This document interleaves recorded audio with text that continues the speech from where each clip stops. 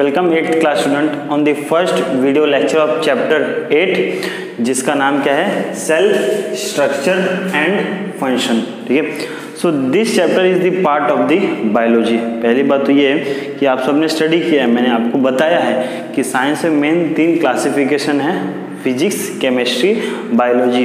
जो अपना 8 चैप्टर जो कि सेल स्ट्रक्चर एंड फंक्शन, वो किसका पार्ट है, बायोलॉजी का पार्ट है। ठीक है, सो पहली बात, सेल होता क्या है, तो इसका कोई पर्टिकुलर डेफिनेशन आज तक बायोलॉजिस्ट ने बनाया हुआ नहीं है। एक तरीके से ये structural and the functional part of the living things है, यानी कि आप कह सकते हैं कि एक लिविंग थिंग्स का एक जो फंक्शनल पार्ट होता है ना, वो क्या होता है, सेल। यानी कि उस लिविंग थिंग्स का जो हर एक प्रोसेस होता है ना, एक सेल के अंदर होता है।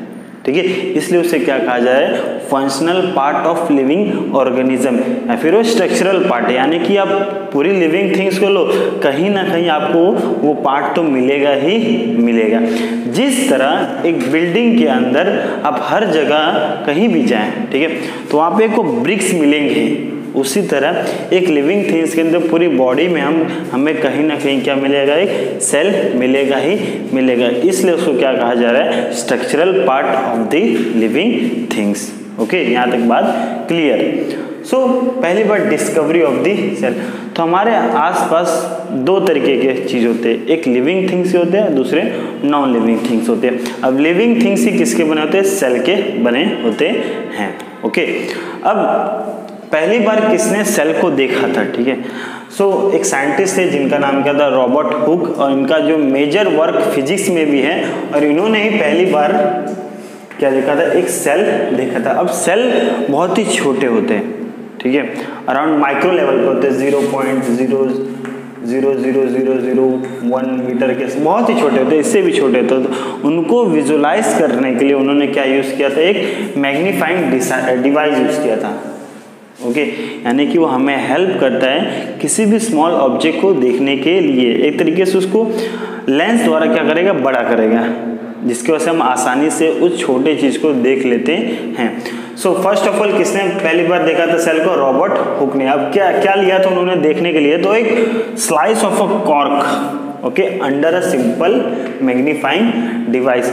जो पेड़ होते हैं उनके जो बाहर की छाल होती है, ठीक है, उसके अंदर एक पार्ट रहता है कॉर्क, उसको उन्होंने क्या लिया था, माइक्रोस्कोप के अंदर रखा था और विजुलाइज किया था। जब उन्होंने विजुलाइज किया तो उनको एक बॉक्स जैसा अपीयरेंस मिला, जैसे बॉक्स जैसे। ओके, तो जैसे उनको ये विजुलाइज हुआ तो उन्होंने इसका नाम क्या दिया, cell. He coined the term cell. Partitioned boxes और compartment in the cork slices. तो जैसे उन्होंने स्लाइस में देखा था तो उनके पार्टीशन जैसे दिखाई दे रहे थे, तो उन्होंने उसका नाम क्या दे दिया था, सेल। अब आपको ये याद रखना है कि हर एक लिविंग थिंग्स हो, चाहे वो मल्टी सेलुलर हो चाहे यूनिसेलुलर हो, वो हर एक लाइफ प्रोसेस करता है। चाहे वो एक हाथी क्यों ना हो, एलिफेंट हो, वो प्रोसेस जो कर रहा है, एक चींटी भी करेगा, एक एंट भी करेगा। तो आपको ये समझना जरूरी है, ठीक है, लाइफ प्रोसेस यानी कि ऐसा प्रोसेस जो लिविंग थिंग्स करते हैं।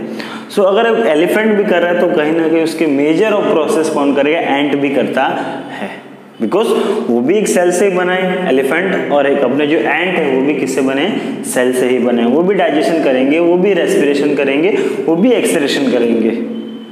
ओके, सो यहाँ पे the cell comparison with a BRICS.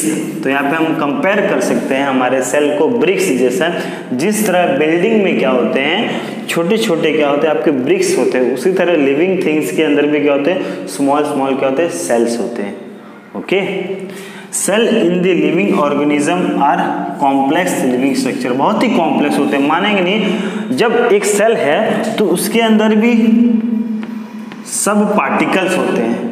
Okay, और उसी के अंदर उनके बहुत सारे लाइफ प्रोसेस होता है, डाइजेशन होता है, ओके, एनर्जी बनाते हैं। ओके, अब जो छोटे छोटे पार्ट होते हैं आप आगे जाके उनको पढ़ेंगे, जिनको क्या बोला था, ऑर्गेनेल, ठीक है, ऑर्गेन ऑफ द सेल कह सकते हैं उनको, सिंपल भाषा में कहे तो जो सेल के ऑर्गेन होते हैं उन्हें क्या कहा जाता है, ऑर्गेनल्स। सो बहुत ही कॉम्प्लेक्स है, असाधारण है। The egg of a hen represent a single cell. अब जो एग होता है हैन का एक तरीके से एक रिप्रेजेंट करता है एक सिंगल सेल को, बट वो बहुत ही बड़े होते हैं, ठीक है। उनको हमें ज़रूरत नहीं है माइक्रोस्कोप के द्वारा देखने के लिए, आप देख सकते हैं कितने बड़े होते हैं, ठीक है।